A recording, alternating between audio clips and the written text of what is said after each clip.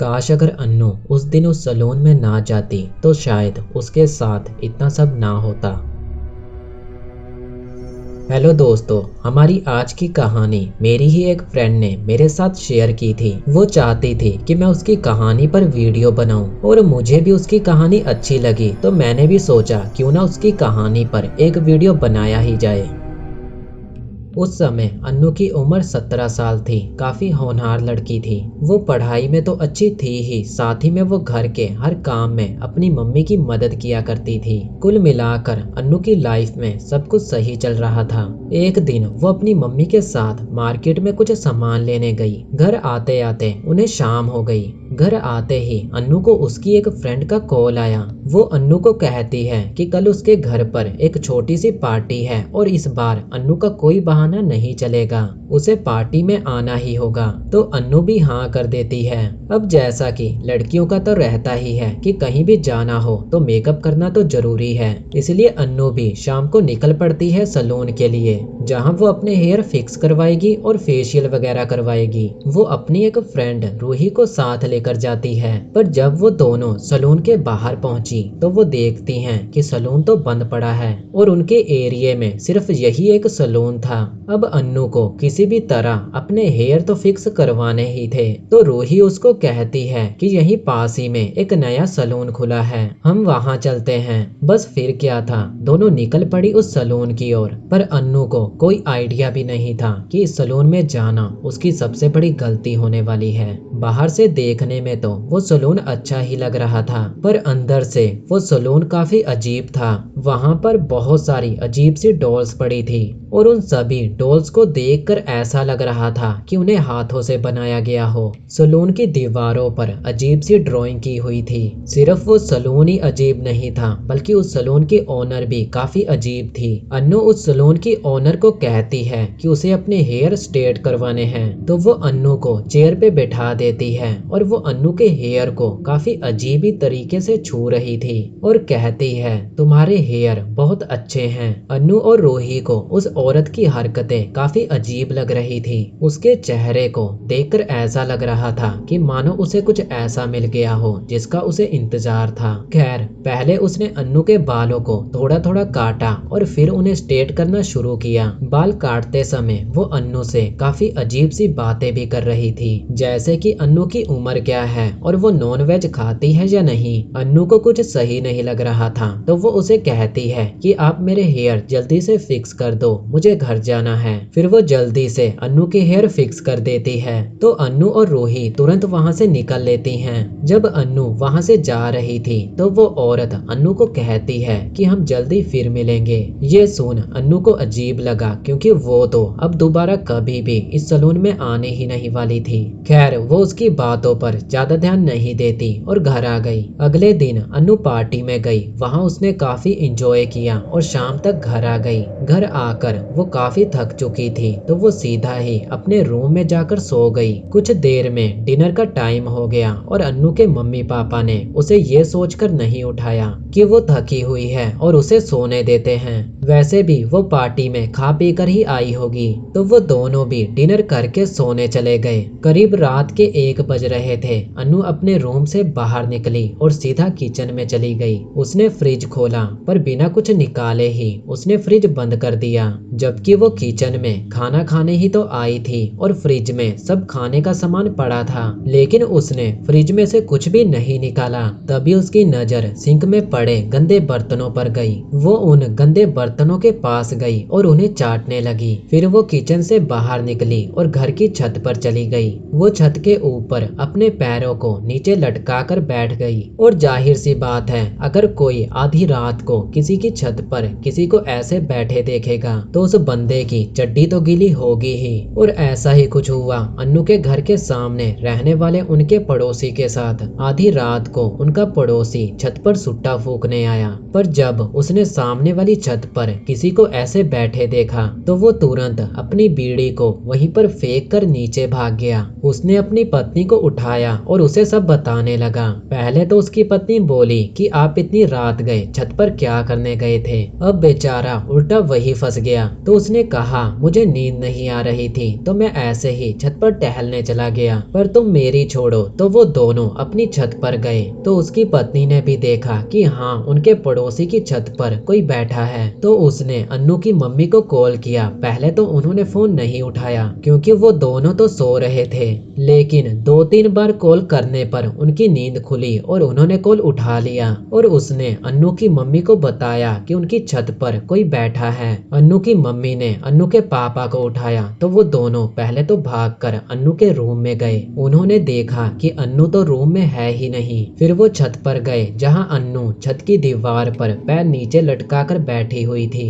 उन्होंने अन्नू को डांटते हुए कहा कि तू आधी रात को ऐसे छत पे क्यों बैठी है। तो अन्नू ने कहा कि मुझे नींद नहीं आ रही थी और पता नहीं क्यों मेरा ऐसे बैठने का मन हुआ। उसके मम्मी पापा ने भी उसे ज्यादा कुछ नहीं बोला और उसे सोने के लिए रूम में भेज दिया। अगली सुबह अन्नू स्कूल जाने के लिए तैयार हो रही थी और वो देखती है कि उसके बाल काफी तेजी से झड़ रहे हैं, जबकि उसके बाल पहले कभी नहीं झड़े। तभी उसकी मम्मी उसे ब्रेकफास्ट करने के लिए नीचे बुलाती है और वो नीचे चली जाती है। एक बार के लिए तो वो खाने को देखती है, पर फिर अचानक से उठी और बिना कुछ खाए ही स्कूल चली गई। स्कूल जाते समय उसके रास्ते में एक मीट की दुकान पड़ती थी और यहाँ मैं बता दूं कि अन्नू की फैमिली वेजिटेरियन है और अन्नू को मांस मच्छी बिल्कुल भी नहीं पसंद। उसने कभी मीट खाया ही नहीं था, पर आज स्कूल जाते समय वो मीट की दुकान को ऐसे देख रही थी जैसे कि उसे उस मीट की भूख हो।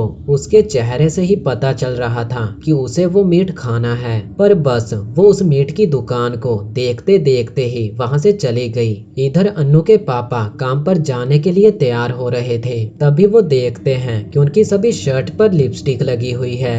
ऐसा नहीं था कि किसी ने अपने होठों से लिपस्टिक उनकी शर्ट पर लगाई हो, ऐसा था कि किसी ने जानबूझकर लिपस्टिक को उनकी शर्ट पर घिसा घिसा कर शर्ट खराब की हो। और उनके आधे से ज्यादा कपड़ों का यही हाल था। वो तो अपनी पत्नी पर ही चिल्लाने लगे, पर वो बेचारी भी क्या ही करती क्योंकि उसे खुद नहीं पता था कि ऐसा किसने किया है। इधर अन्नू क्लास में चुपचाप बैठी थी। वो किसी से भी बात नहीं कर रही थी और ना ही उसका पढ़ाई में मन लग रहा था। वो स्कूल में पूरा टाइम बस अकेली बैठी रही। घर आकर वो सीधा अपने रूम में जाकर सो गई। उसने ऐसा पहले कभी नहीं किया था। वो घर आते ही सबसे पहले अपनी मम्मी की काम में हेल्प किया करती, पर आज वो सीधा अपने कमरे में चली गई और शाम हो चुकी थी। वो अभी तक अपने कमरे से बाहर नहीं निकली थी और उसने आज अपना टिफिन भी नहीं खाया था। ना उसने सुबह कुछ खाया था और ना ही उसने अपना टिफिन खाया था। तो आखिर में उसकी मम्मी उसे बुलाने के लिए उसके रूम में जाती है, पर वो देखती है कि अन्नू तो रूम में है ही नहीं। तभी अन्नू बाहर से आती है तो उसकी मम्मी पूछती है कि तू घर से बाहर कब गई। तो उसने कहा कि मैं आपको बताकर ही तो गई थी, शायद आप भूल गई होंगी। उसकी मम्मी पहले तो सोचने लगी और फिर उन्होंने कहा कि हाँ शायद हो सकता है। फिर उन्होंने कहा कि तूने आज कुछ भी क्यों नहीं खाया, ना ही तूने सुबह कुछ खाया और ना ही अपना टिफिन खाया, चल अभी कुछ खा ले। तो अन्नू बोली कि नहीं मम्मी, मैं अभी बाहर से खा कर ही आई हूँ और अभी पेट में बिल्कुल भी जगह नहीं है। उसकी मम्मी को अन्नू के पास से अजीब सी स्मेल आ रही थी, जैसे कि अन्नू ने कुछ अजीब खाया हो, पर वो ज्यादा ध्यान नहीं देती और फिर वो दोनों डिनर की तैयारी करने लगी। डिनर बनाते समय अन्नू देखती है कि दीवार के ऊपर एक छिपकली चल रही थी और वो उसे मारने लगती है, पर तभी वहाँ उसकी मम्मी आ गई और वो अन्नू को ऐसा करने से रोकती हैं और वो उस छिपकली को बस वहाँ से विंडो खोलकर भगा देती हैं। उन्हें अन्नू की हरकतें अजीब लग रही थी क्योंकि पहले तो अन्नू छिपकली को देखते ही डरकर भाग जाती थी, पर आज वो खुद ही उस छिपकली को मार रही थी। खैर अन्नू उनको कहती है कि वो डिनर बना लेगी, तब तक आप दूसरे काम कर लो। तो अन्नू की मम्मी किचन से बाहर चली गई और अन्नू खाना बना रही थी।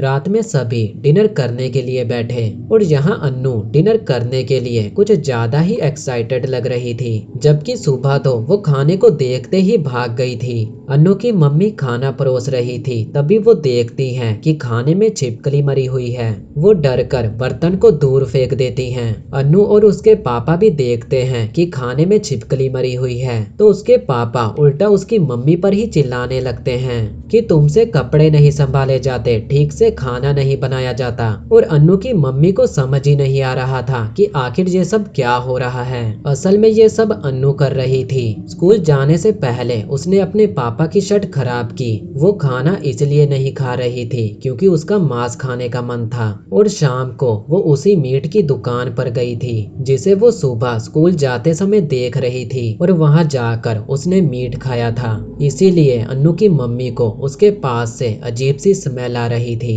और डिनर बनाते समय उसने छिपकली देखी तो उसका उसे भी खाने का मन हुआ तो उसने उसे मारकर खाने में मिला दिया। आखिर अन्नू ऐसा क्यों कर रही थी? एक दिन अन्नू की मम्मी नहा रही थी और अन्नू ने डोर को बाहर से बंद कर दिया और घर से बाहर चली गई। जब अन्नू की मम्मी बाहर निकलने लगी तो उन्हें पता चला कि दरवाजा तो बाहर से बंद है, तो वो मदद के लिए अन्नू को आवाज देने लगी पर अन्नू तो घर पर थी ही नहीं। अन्नू की मम्मी को फोबिया था कि उन्हें बंद जगहों पर ज्यादा देर रहने से डर लगने लगता था। अन्नू की मम्मी जोर जोर से चिल्ला रही थी पर उनकी आवाज किसी तक नहीं पहुंचती। जब शाम को अन्नू के पापा घर आए तो उन्होंने देखा कि घर पर कोई नहीं है। वो अन्नू और उसकी मम्मी को आवाज लगाते हैं पर कोई जवाब नहीं देता, तो वो पूरे घर में चेक करने लगे और उन्हें बाथरूम में अन्नू की मम्मी बेहोश पड़ी मिली। वो उन्हें उठाकर बेड पर लेकर आए और जब उन्हें होश आया तो उन्होंने बताया कि किसी ने बाथरूम का दरवाजा बाहर से बंद कर दिया था। पर अन्नू के पापा कहते हैं कि दरवाजा तो खुला हुआ था। तभी वहाँ पर अन्नू आ गई और वो बिना कुछ बोले बस अपनी मम्मी को देख रही थी। पर आखिर अन्नू ऐसा क्यों कर रही थी? जो लड़की इतनी अच्छी थी वो कुछ दिनों से इतनी अजीब हरकतें क्यों कर रही थी? ये सब हम अगले पार्ट में जानेंगे। हो सकता है कि मैं इस वीडियो को 3 पार्ट में कवर करूं क्योंकि अन्नू की स्टोरी काफी लंबी है और लॉन्ग वीडियो बनाने में काफी एनर्जी लगती है, लेकिन व्यूज तब भी नहीं आते। इसलिए मैं इस कहानी को 3 या 4 पार्ट में कवर करूंगा। और अगर आपको वीडियो अच्छी लगी तो वीडियो को लाइक जरूर करना और अगर अच्छी नहीं लगी तो कमेंट करके बताना कि अच्छी क्यों नहीं लगी।